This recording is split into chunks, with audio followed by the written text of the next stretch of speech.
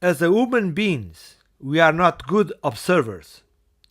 Using a 360 degrees perspective, there are 6 factors that contribute to this. The first factor is falsification of the reality. Another one is the experience of each one of us. The other one is repetition and association. And everyone has premature decisions. And we have social pressure. And the last one is the concepts about the subject.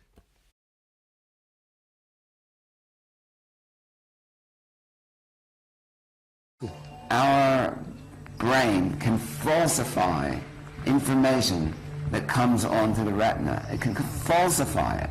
In other words, if we can override what is really out there and impress what we think should be out there. That's the way it works.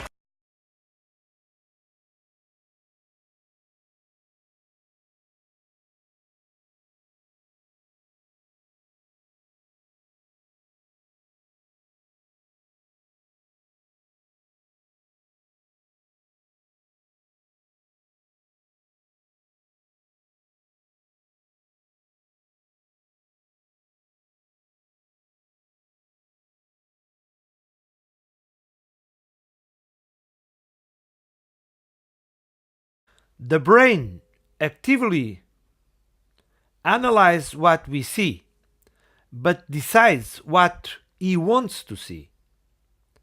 This system is effective in certain tasks, but it can also lose relevance information that is occurring right in front of our eyes.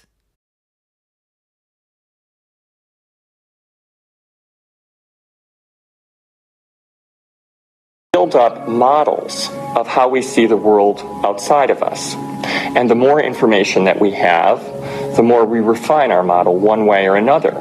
And what we ultimately do is tell ourselves a story about what the outside world is. Information that we process, any information that we take in from the environment is always colored by the experiences that we've had and an emotional response that we're having.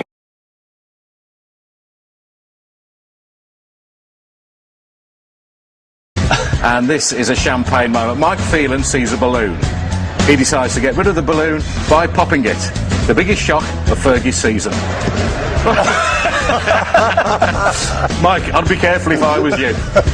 You might kill him with the shock, although maybe, Mike, that is what you were thinking of. Even experienced coaches need information that comes from analyzers, focusing their communication with the players on what is essential. Experience does not necessarily imply accuracy, and this is strongly affected by several factors that are developed during the competition.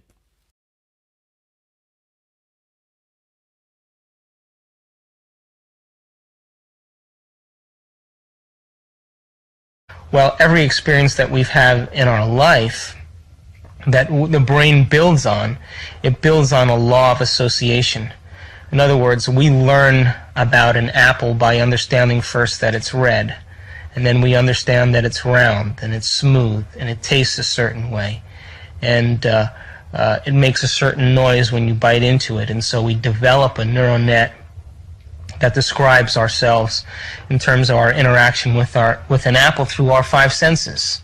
But if we start as a child, started to realize that not all apples are red, that they could actually be green, the moment we understand that all of a sudden causes the neural net to take more of a shape. And we actually build concepts based on this law of association. What we see, what we smell, what we taste, what we hear, what we feel. And by the second law, which is the law of repetition, which says that if we do something over and over and over again, by the mere fact that we're repeating it, the process of learning whatever we're learning starts to become simple. It starts to become automatic. It starts to become familiar. It starts to become easy. It starts to become natural. It starts to become subconscious. It almost starts to become unconscious. So the law of association and the law of repetition put together causes those nerve cells to literally become hardwired. As we repeat a process, whatever skill we're repeating, those connections in the brain start releasing certain chemicals called nerve growth factor. And that nerve growth factor acts almost like a miracle grow to cause a long-term relationship between one neuron and the next neuron. And that's what causes us to go from something that we have to put so much conscious awareness on and so much attention on to learn, to all of a sudden to be able to do something automatically and easily. It's because we literally wire it to the extent that holographically or dimensionally it starts interacting without our conscious mind. It becomes natural and becomes easy.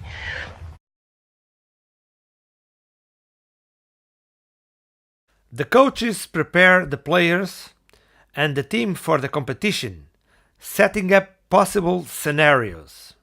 That's why it is important to know the opponent, and from this knowledge to design the training method that stimulates an approach to the conditions in which the competition will take place.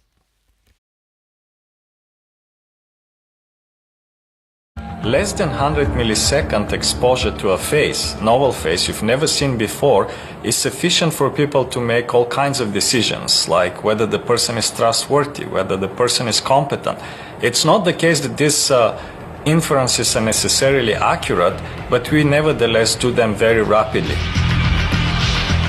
Alex Todorov has shown countless photos of faces to test subjects. His studies prove we pass judgments on faces so rapidly, our conscious mind doesn't even have time to get involved. We underrate baby faces as incompetent but trustworthy. And we classify closely set eyes and a square chin as aggressive. When our reasoning eventually kicks in, we only get more confident in our assumptions, even if we are apparently wrong. Even if you don't intend to make judgments, even if you don't have the intention to evaluate the faces, nevertheless your brain is categorizing the faces, putting the face into specific categories. So in that sense, a lot of the processing is, one could describe as automatic. The brain manipulates the reality, especially when there is a reduced time of perception of the situation. And this manipulation is doing by two ways: the information that comes from the outside world and the information stored in the brain. This mechanism facilitates and cheats simultaneously. Facilitate because it's not necessary to record everything we see, and cheat because we can see things that do not exist. The players understand the importance of the opposing team knowledge, and more specifically of the direct opponent players, in order to avoid taking premature decisions and to anticipate correctly each game situation.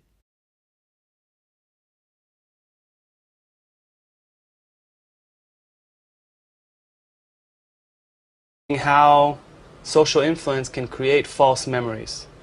In order to create false memories, we had small groups view a film together, and they were subsequently asked questions about the film content, and they also rated their confidence levels. Then we tried to change their answers by exposing them to information given by their fellow co-observers, the people that saw the film with them, their group members, and we did that while scanning an fMRI. Finally, we removed the social influence and we tested the subjects again to see which false memories lasted over a long period of time. Remarkably, what we find is that on almost 70% of the time, participants changed their correct answer to incorrect answer, even though they were relatively confident initially in their correct answer. And we find that in around 40% of these cases, the memory or the false memory that was implanted is long-lasting and remains over a period of over 1 week. And we see that we can identify such false memories using the fMRI data by a heightened coactivation of two brain regions, the amygdala and hippocampus. The hippocampus is a region that's known to play a major part in memory-related processes, and the amygdala is a core component of the emotional, social network in the brain. And we find that the way that these two regions interact will determine if social influence will actually create false memories. By reducing the speed in any daily life fact, the knowledge about it will change.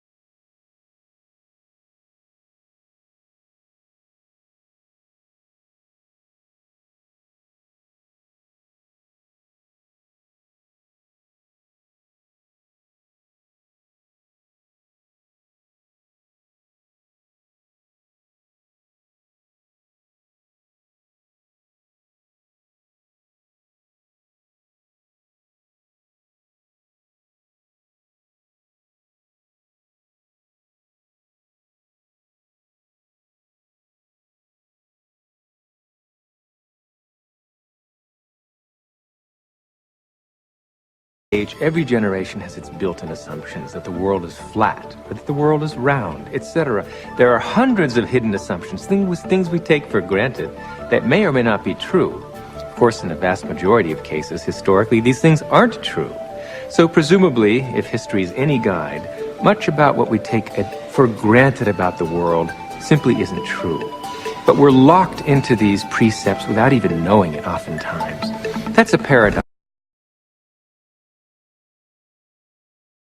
The coach has an unfavorable position that restricts the view of the game. The coach has a lot of difficulty analyzing the game. You can only see parts of the game. Much of the peripheral action is lost. Emotion effect. The coach is affected by the stress, which leads to a distortion of the game's facts. Partiality. The coach only sees what he wants to see. And the coach have memory limitation. Only a small part of the game is recorded in the coach memory. They are able to recall some critical aspects of the competition, but they lose the others.